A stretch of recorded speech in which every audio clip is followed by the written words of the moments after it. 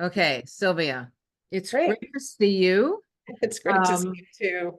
Uh, and we're here to talk. I mean, I just want to get right to it because I just finished reading this book. It's called The Whole Staggering Mystery, and the subtitle is A Story of Fathers Lost and Found by Sylvia Brownrigg.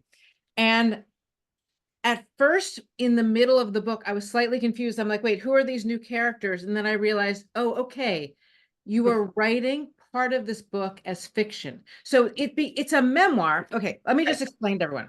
It's a memoir, it's historical fiction, and it's kind of like real fiction. Explain the what happened behind that, because once I understood what was happening, I right. was fascinated by this, and I'll tell you why in a second. Go ahead. First, Okay. tell me what Well, thanks for that great introduction. And um, yeah, I mean, there's a family story at the heart of the book, which was this kind of hidden set of documents that were found that were related to my father, who had been divorced by that point from our mother for 50 years, but nonetheless they were kind of stuck in a basement of my mother's family. So they were really lost and hidden from him and from all of us.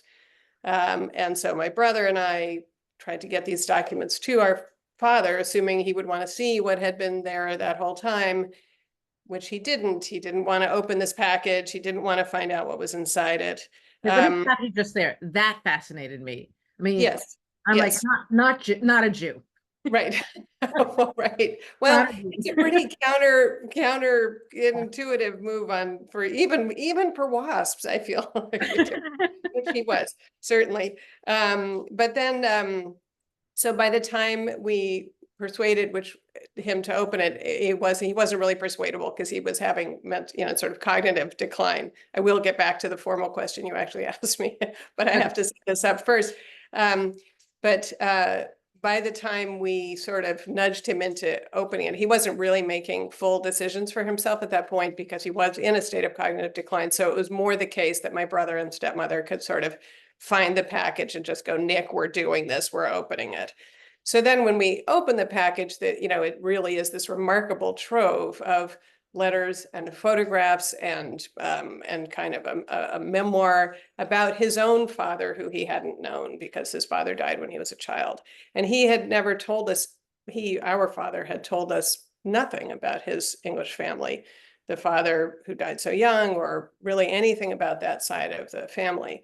So, For I mean, aristocracy, it's important to say, like a baronet. yeah, Right? I mean, right. There were some sort of public domain things we knew about this fancy English family, but it mostly seemed like a joke.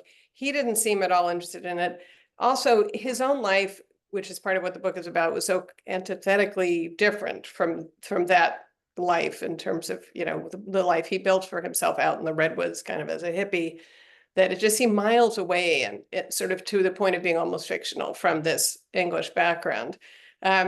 I will say that a mutual friend of ours, I stopped in the street, and sort of mentioned this thing. Oh, this incredible thing happened. We opened this, package, and she's like, "There's your book. I mean, you oh, just have to write that book. I mean, what else are you going to do? that was my exact. I mean, when I read that there was this package of material Right. about somebody's life, I just thought, when that happens in fiction, you're like, nah, that I doesn't. know. No. I know. Like, when does it, like, oh, it was in the basement, was it? And it's like, yeah, it was actually in the basement. Um, so, so essentially, I, as a fiction writer, was handed the kind of story you wouldn't really believe in a novel. You actually wouldn't put it in a novel, but it happened in my life. So I understood that this was a story I was going to have to tell and construct a book around. And then the question was really how to do that, how to shape that, because there was, the question of uncovering the story of this, my grandfather, who died in the 30s, Gowan Brownrigg, who was a novelist, who had this really interesting life, who had some very enticing mysteries about him, one of which was whether he died of suicide or not, in Kenya, where he died. Another of which was like, why was one of the two novels he published in his lifetime a love story between two women? You know, something that, as it happens, I also have written in my life, so I really wanted to tell my grandfather Gowan's story. But then at the same time, my father was always such a remarkable, colorful, unlikely character. You know, he, like I say, he lived in the redwoods and in this very beautiful wild stretch of land in Northern California. He was very funny and sharp. He wanted to be a writer, but never kind of made his way as a writer, and instead sort of made himself a character instead, in a way. So the way to, you know, it was hard to know how to build the book around these two male characters. And obviously over time, I realized that, you know, the link obviously between them is myself and my story of creating a coherent family story out of these two narratives. So that was sort of the book I wanted to write, was a book about my journey putting this family story together, you know, with these digressions in a way, or I mean, it travels into the lives of Gowan and the lives of my father. What I found when I wanted to write about my father, Nick, was that because there were things that were painful about him, as in terms of my relationship with him as my dad, he was an alcoholic off and on. He was completely absent from our lives as we were growing up, in the sense that we never lived with him. He didn't have any kind of the normal paternal roles in our lives. We went to this wild place where he lived, and he introduced this kind of amazing, adventurous life to us, but wasn't part of like our real lives, you know? So making sandwiches, getting off to school life. yeah, going to graduations, doctors, just, well, those kinds of things you do. Yeah, no, didn't do that. So I wanted to be able to write about him without, I was concerned that if I wrote in a straight memoir form about that, about him and my relationship with him, I just wasn't sure that I was going to be able to do that without descending into a tone of like complaint, whininess, bitterness, you know. Never did. I want to say, as a reader, you never did. And that was what was so fascinating. It was like, this is the Sylvia Brownrigg memoir that had to happen in this particular way. It was your way of telling the story of the absent father, Right. but then also delving into why that father was absent. And you Right. had such compassion for him. I mean, at the end of his life, when he starts drinking again, you Yeah. even have compassion for that. And it was just, Yeah. no, seriously, like, it really, it after I finished reading the book, I thought, this is the only way to tell Right. your own personal story through Right. these two men. Yeah. I think that's right. And sorry, I didn't mean to interrupt you. I mean, that was hot, yeah. I mean, and so back to writing about Nick more fictionally, where I do the kind of standard things as a fiction writer I know how to do, where you change everyone's names a little bit, which just allows you to kind of, it just kind of tweaks something in your imagination, you know, when you know, Nick becomes Frank and Sylvia becomes Sophie. And so you know, you immediately have a little leeway.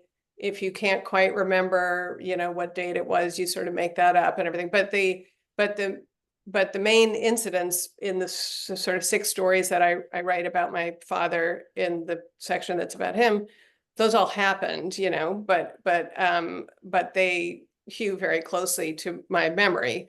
And then the key thing really about being able to write them as short stories is that some of them are from Frank's point of view, right? So I am allowing myself as a fiction writer to get into his way of thinking about this slightly annoying, you know, daughter of his, who is like, kind of, he doesn't really know how to relate to, and finds her, you know, kind of like, it would have been better if his son had been along on that one trip in the mud where he had to get the truck. The hunting for the pigeons to me was just so vivid. Right.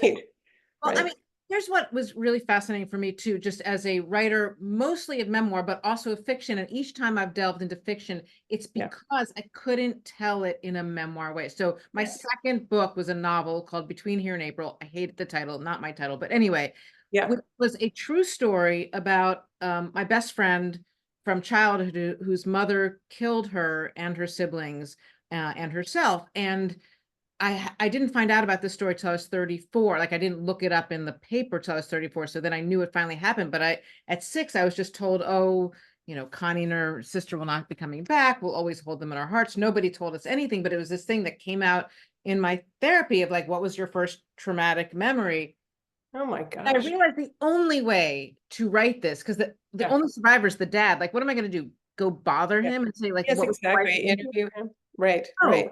right, No, when people are dead in the story, or when mhm, everyone important in the story is dead, and in your story, many of them were either dead or going through mostly, cognitive decline, right, e- fiction offers a way that feels sometimes even more truthful yeah, than memoir, because yeah, you're given the license to jump into other people's heads. And right. even now, I'm working on what I was going to write as a memoir, which is now I becoming was fiction because I was just thinking of that actually from something you wrote about a month or two ago, and whether I didn't know that you might turn to fiction, but that makes sense. That I makes so much have sense. to write my story that I'm Yeah, living now as fiction yeah, for all sorts of reasons, right, but right. the real reason is I want to get into the other people's heads, my That's children, right.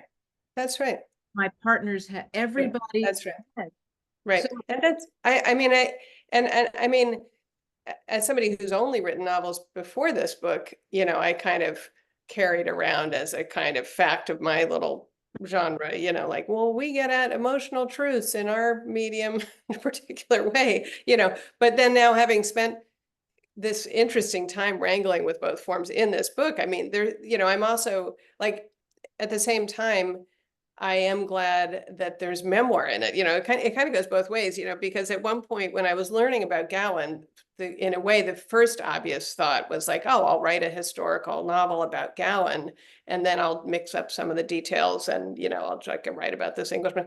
But then actually his story was so poignant. It particularly, I mean, this is the other part of the story which we can get to, but it was so poignant to me as a mother because really his early death just shattered his own mother, who kind of then threw her immense energies and intelligence into writing about him and creating this kind of object of devotion to him. amazing document. Well, Um, you don't answer it in the book, and I don't know if you've answered it for yourself, but do you yeah. think he committed suicide or not? Yeah, yeah, it's so interesting because so just to sort of clarify that as a background item, like one of the few things I knew about him was he'd committed suicide. It was one of the few things my father told me about him. And my grandmother, who I did get to know in later life, who had been married to him like way at the beginning of her long life that had many husbands in it. Oh, Um, yeah, she's got a you know, color. she's a great character in her own right. Um, but she was very sure that he committed suicide and abandoned the family, and she just like completely wrote him off as sort of a bounder, which I believed, until I finally got to read these documents and understand much more about him, and that he was this sort of gentle and affectionate and funny and actually loving, man who was troubled for sure and had depression for sure, and and had some personality traits which were eerily very familiar to me, sort of just kind of a shape of personality that was like, oh yeah, I understand that, which is, kind of, I mean, you may have had this in your life, I don't know, but it's great to discover that about a dead relative, that it's like, oh, we actually do have these things in common. But and I have had some depression off and on in my life, and so that was something else I had sort of felt that he and I possibly shared. His mother certainly, a significant part of why she produced this very loving scrapbook of all these clippings and documents and letters and everything for her grandsons, so that he would know about his father. A lot of what she was trying to do was like prove that Gowan hadn't committed suicide, even though that was the original assumption. And she had a lot of reasons for explaining why she thought he died naturally, because he had a weak heart, which he did. And in terms of my own feeling about it, I mean, I went from initially thinking I'm going to rescue him from the story of the suicide, and he really did die accidentally. She clearly thought so, and she's his mother. She ought to know. And then, of course, like, oh, do mothers always know best? It's a very painful thing to, accept about your child. And so I think that somebody who knew him well in Kenya ended up feeling that it was the kind of most accurate thing would be death by misadventure, which is that he probably accidental overdose, and as you may know, or just happen to from your own reading in life, accidental overdose can sort of lean more towards, Right. Yeah. some sort of mystery or not. But I think he had things he definitely wanted to live for, but I also, he had been, kind of jilted by a young woman and seemed to have taken that hard. And was in this bizarre legal limbo where also his ex-wife had Doesn't want to get remarried divorced. Yeah. and was like with her new husband and living with their son in California. He was legally still married to her. Well, actually, one of the things that I want to discuss is the legacy of divorce. So that is Yes. over this book.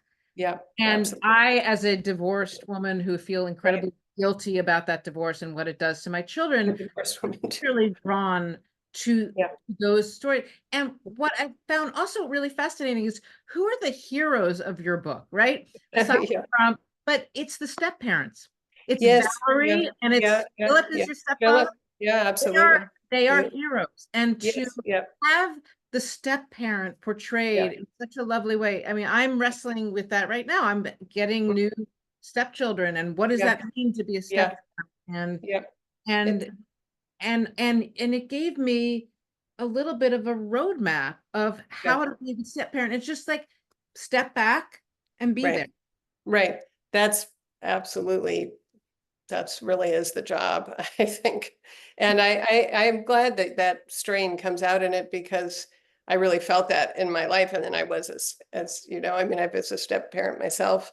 And so I kind of went into that job with a job. I mean, I went into that role with like all this idealism, you know, because, you know, these are the people, you know, I mean, I think in other kinds of family structures that can be the auntie, you know, like the person who isn't quite in the central family dynamic, but you know, those people who have other parental roles in a family but aren't the actual blood parents sometimes are essential for rescuing. And I mean, maybe that's too strong a word, but providing ballast for kids. And then I guess the other big thing I would say in terms of the hero of the book, one of my own legacy of the divorce that my parents had, which was very bitter, very early, very absolute, in which both sides just really acted like the other side was not relevant as a parent. And that really is something I've spent a lot of my adult life working against, you know, because I would have known more about my father's family had it ever occurred to my mother to kind of like acknowledge that you know, that we had this other parent who had a background also, you know, we didn't know our living grandmother. We didn't know our, you know, late grandfather. It was just like, let's just forget about them, you know? And so I think maintaining, so I mean, actually the children's book I wrote has very much that story is at the heart of it too, you know, kind of like stay connected in the ways that are important to your kids, even after a divorce. Like that's Kepler's one of Dream. yeah, Kepler's Dream. Yeah, that's sort of one of the morals of the story. And I think one of the other kind of heroes of this book is Beatrice, my great grandmother, who was the person who Absolutely. wrote so much about Galen and who really wanted her grandson, who she never saw again, to be able to have this writing and all this sort of trove about his own background and his family and where he came from. And I think she did acknowledge, like she had every reason to feel pretty badly about her daughter-in-law. Oh yeah. I mean, basically And her daughter-in-law was in charge of her losing her home. I yes, mean, exactly. Right. I mean, not to mention cutting off contact really with her grandson. I mean, she just really is, she's kind of the evil character in the story, my grandmother. But Beatrice, you know, in spite of that, like really was trying to stay connected in the way she could. So one of the other things that I sometimes have joked at readings as a moral of the story is like, you know, stay alive long enough to be able to get to reconcile and forgive tell your story. and Stay to tell your alive story. long enough to tell your story. I Right. was actually thinking that what an incredible document for your own kids. Yes. Yeah. My kids never want to read my books, but like at some point they might pick this up Right. and Right. be like, "Huh, what is the legacy of my family? What happened?"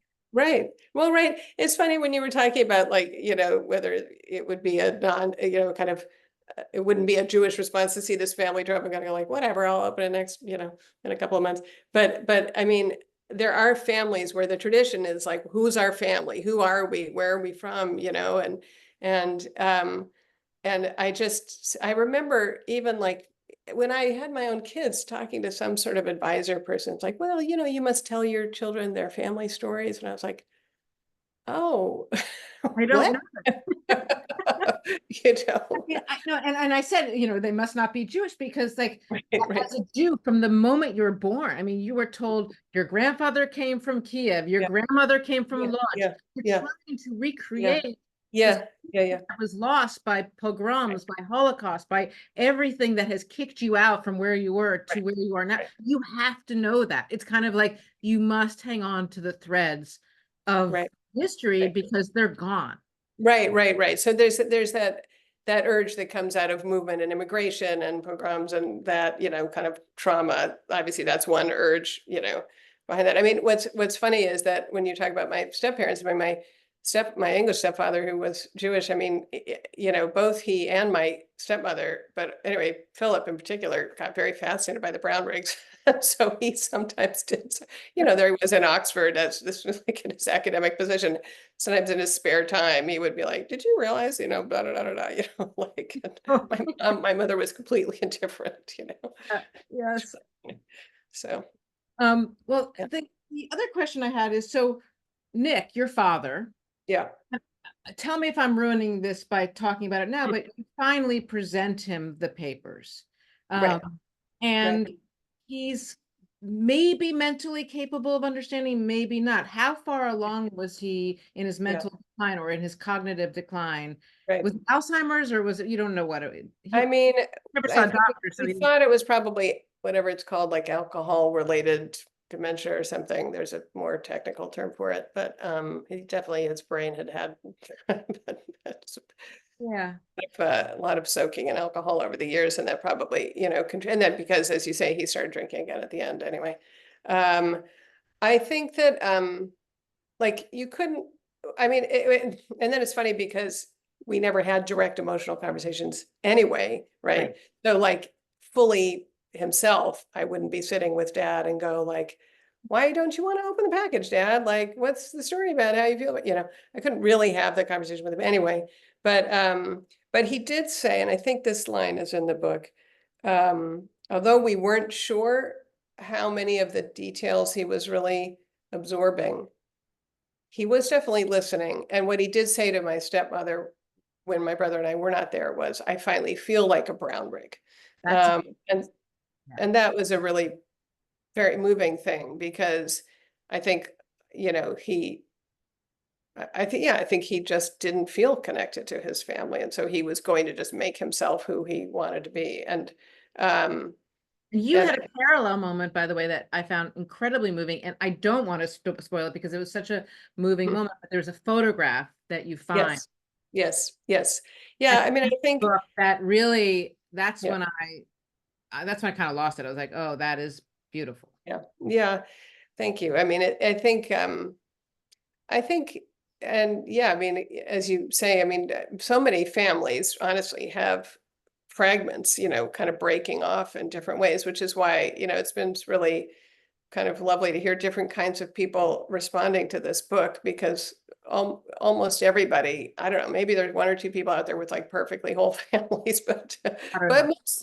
mostly not. So there are ways of like, people recovering lost stories. As there are half a dozen people who find, siblings or aunts because of some, DNA testing. It's like, oh my God, look at that. I have, you know, so, I mean, the funny thing about this is that this story is that it was sort of all there to be discovered. It wasn't like we didn't have to go into, kind of crazy genetic explorations to find it.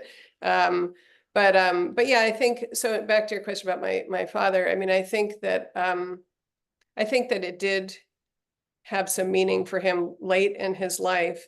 But the other thing that was a real, and I don't think this is a spoiler, that really changed in me over the course of the writing of the book is that as I started it, I could hardly get over the heartbreak that my father didn't know this in his life. Because the two women who were close to him, I mean, even my mother, when she finally, like 40 years after the divorce, became a little less bitter about him, she felt like his mother had really unkindly cheated him of kind of understanding more about himself, and certainly my stepmother felt that, you know and so there was this sense of like how different could he have been, like how much less tormented might he have been had he kind of had access to this information, and Well, know, it's not only just the information, but to know he was loved. No, he was loved. That's right. I mean, that is just a very powerful thing. And to grow up thinking you've been abandoned is really different than to grow up thinking you were loved. And like I have actual, I have read and have, can have in hand these letters from Gowan that are very affectionate and sweet, like a very young father. He was 21 when Nick was born, so he didn't really know what the hell he was doing, but like he just clearly had affection for this little guy. And so that, the one particular letter about his son being born, it was incredibly, moving to read that too. But what I did finally end up feeling, the reason I could sort of not just feel like, oh, this is just agonizing to know all this stuff and, dad will never really know it, there were kind of two ways I came to peace about that. And one was sort of deciding in this kind of fatalistic way that like, well, our Beatrice's gift was meant for Nick, but instead it's a gift for my brother and me. And so like we're her family too. She never knew we existed, but she would equally have wanted us to have this to be able to pull it all together into some whole shape, and so that's the gift that fell to us. But the other part specific to my dad, which was sort of interesting to me, is that I think maybe he did have the opportunity to open this package in his 20s. That's really my belief, is that he on some level knew that this package was in that basement. Not that somebody really evil hid it from him and he never knew, but that at some early stage in his life, he was like, yeah, I don't want to go there. I don't want to know. And so in that sense, maybe that wasn't the right decision, but I think it probably was his decision at some point early in his life, And then going back to the earlier thought that we had, which was turning to fiction at various points. Yeah. You said, I was reading before I came online here, I was reading a few interviews with you, and in one of the interviews you said that reading Alice Munro's The View from Castle Rock Right. gave you permission in a way Yep. to write it this way. Yep. I mean, can we have a little aside about Alice for a moment here? Like, Yeah. we're having this conversation for Yeah. the seeing this in the future. The minute after Andrea, her daughter, came out Yeah. with allegations that her stepfather abused her from the age of 9 onward, and then the mother, Alice, found out and returned to the father, which Mhm. I Yep. can't wrap my brain around it. I still am Yep. living in shock of that, as Yep. most Yep. people in the world are. Yep. Just Yep. sheer shock of it. Right. But going back to her fiction for a second, Yeah. essentially, is she telling us Hmm. the story over and over again through her fiction? Well, I mean, it is really interesting. So like Alice Munro wrote one book called The View from Castle Rock, as you just mentioned, where she does intermingle, and this is just like her own family ancestry. So it sort of intermingles like, stories about going to Scotland and discovering this person or that person with kind of fictionalizing the stories of her parents and grandparents. So she mixed those two in one book, and I was sort of interested in that form since she was so primarily a fiction writer. But then, of course, the other way that people often go into fiction, obviously, is to sort of, what are the messages hidden about somebody's life in the fiction they wrote? And so what's been really fascinating in these last very painful couple of days among so many people I know, and I'm sure, who are mostly all deep readers of Alice Munro and admirers of her, kind of grappling with this terrible moral revelation that just alters her as a person, how you think of her as a person, then how do you kind of line that up with the work? But anyway, I've now read so many references, as you will have as well, to specific stories where she, where, as you said, like a mother makes a completely baffling decision, or, forgives something that's really unforgivable, and something done to her children. And I was thinking about a story that affected me a long time ago, where there, and I don't remember the name of this story, but it was a woman who was really estranged from her daughter, and her daughter wouldn't speak to her. And in the story, she doesn't know why. It's mysterious to her, and so it so struck me as a story because I thought like, God, can that happen where like a daughter just kind of completely cuts you off and you never know why? I've had it in my mind as this kind of quite bold story because, she doesn't really provide an explanation and and it's very unresolved, I think, in the story. And now that feels so different to me, So different. And let me tell you like a similar story from real life, which is my former partner was estranged from his son. And Mm. I'd always been told, oh, his mother did this, it was his mother. And then when this partner Hmm. lied, cheated, gaslit, Yeah, right. I had to rethink that Right, estrangement of like, right, well, of right, course, he's at his profound basic self, a liar. right, Son right. probably felt that at an early age and thought, well, Yes, as yes. my dad. Yeah. But anyway, Alice Yeah, Munro, yeah. I love the idea that you gave yourself permission because this fiction writer Mhm. was Yeah, writing kind of right, combination of fiction, nonfiction. right. Of course, the question remains right now for me as a reader and as somebody who knows you just through online stuff, like what is the next going to be doing? Because Right, I right. frankly would love to know more about Circle C. Like I would, Yeah, yeah, that's the Circle C, just for anyone listening, was the farm where your dad, yeah, or the kind of piece right, of land that your dad owned. And I right. just thought the Yeah, little that I got in the book of yeah, Circle C, right. like, can I have more? Yes, it's funny. I mean, yeah, the very nice Times reviewer said something similar. He's sort of like, we could have a whole book about the Circle C, and the Circle C was a really magical sort of place. I mean, it's interesting because I have mostly written, novels for adults, and then I've written the one children's book, Kepler's Dream, and really Kepler's Dream captured my grandmother, that character. I mean, like that's, there's a lot about her biography that I completely cleaned up because it was a children's book. So I just like edited out all the extra husbands and all kinds of other stuff. Drinking. But yeah, but the house and the eccentricity of how she lived with 100 peacocks and like all these books and everything, that was very her. And also her relationship with her son. I mean, there was a character a bit like my father in that story. And so, I've wondered if I will go back to that book was written for kind of 11, 12-year-olds. And I do sometimes think about writing other books for that age. Mhm. And in some ways, that might be a way I would go back and write more about the Circle C because it really, I mean, one of the other things that's in the book somewhere is, I think I say, if that's all he had ever given us, it would have been enough, that the gift of that place for my brother and me, there was nothing like it, I was so far beyond my own experience as a child, and something that I Right, probably dreamed about, like, oh, I wish I had a place right, that was off the right, grid. And right. And then it's funny actually when I've done readings in Northern California, because of course there's all kinds of like kids of hippies floating around, so like, you run into somebody.